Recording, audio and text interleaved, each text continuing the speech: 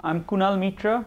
I'm a director of the biomedical engineering program at Florida Tech, and I'm here for the non-invasive skin cancer diagnostic system. Why we need to develop such technology?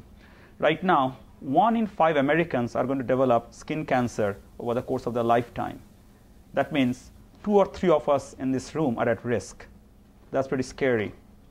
And of all the skin cancer, 75% of the deaths are from the melanoma, the most deadliest form. So if we can have a system which can diagnose and the skin cancer early, it can reduce the mortality rate and improve the quality of the life of the Americans. So we all know right now that biopsy is the gold standard, but there are problems with biopsy. Because sometimes if anybody have done biopsies or exposed to, then you may need somewhere from 5 to as much as 50 or 60 sometimes to detect a single case of melanoma. And that's cost time and money for the patient's perspective. And we call in engineering biopsy the hit and miss method, because many times, even from my personal experience with talking with people, that they miss the margins. And not getting the margins is a major problem in any cancer detection, and especially for the skin cancer, because the recurrence chances are very high if we don't get the margins. So, and also the other major problem is the time. It takes on average about 7 days to get back the results. Imagine you know you have a cancer and you're waiting for 7 days to get the results. What type of life you're going to lead those 7 days? So we think with all the drawbacks what exists right now in this biopsy world, we have a solution, and pulse imaging can provide a novel solution. We have a patent pending technique on time-resolved optical tomography, what we call. It's actually based on short pulse laser systems. You may not have heard of the word short pulse lasers. It's very different than the conventional lasers you may have seen or been exposed to in doctors' offices. There are unique advantages of short pulse lasers because the nature of the pulses are so short, it can have greater depth of penetration in tissues and high resolution in time and space, which is very critical for early skin cancer detection. So there are unique features of short pulse that makes it a standout compared to other conventional lasers.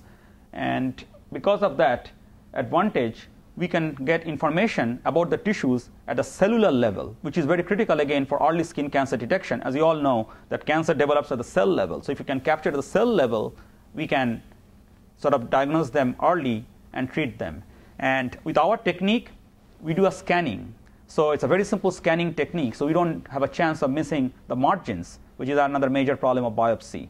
And most important thing also, ours is a real-time imaging system, so you have the data displayed in real time. If you have a radiologist available, or they can read the data, but it doesn't happen in real life because they are busy. But if they really want, the data is available in real time. So with all these unique features, we can reduce, it's a painless technique, and you can reduce the unnecessary biopsies, which will save about $1 billion in the medical cost. So yes, technology is important, but also important is the market. Do you have a market for it? There are some statistics about the cases of melanoma and how much is the expenditure. And these are all numbers from the very recent journals. I put all the references for your information. And who will be our target market? Based on this technology, we think the the hospitals and the diagnostic medical centers will be our initial prime markets. And right now, if you think of the diagnostic techniques, they cost anywhere from $100K to about $2 million.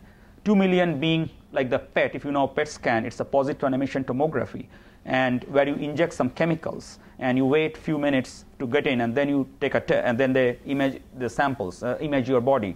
Or MRI, which is about $1.5 million.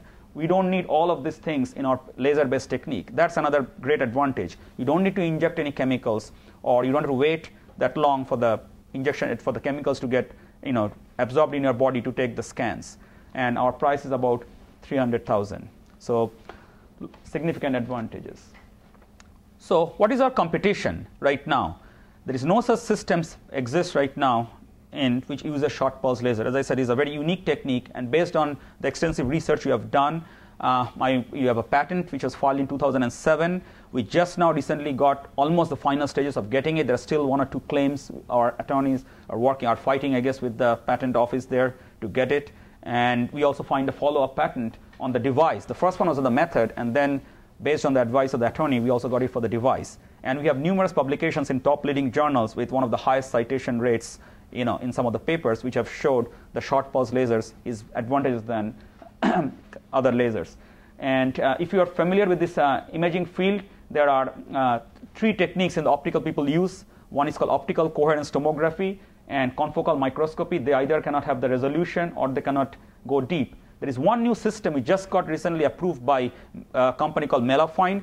We believe they use a traditional laser with a convolution data using different wavelengths. And based on our research on short pulse lasers, they don't have any market data right now because it's just a new technology. But based on just a comparison of our data, what you get with a short pulse versus a traditional laser, we are going to have better resolution and better penetration than Melafine.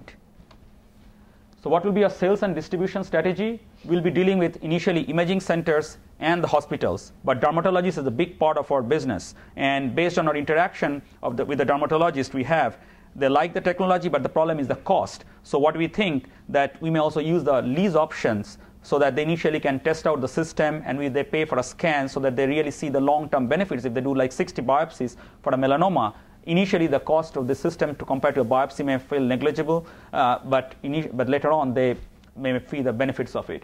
But you also want to keep the primary care doctors in the loop because the way the managed care is going, you need to get to a referral. So we want to also, they may not have the system, but at least they will be our, in terms of in the loop that this is a system being available for them, for patients with skin cancer.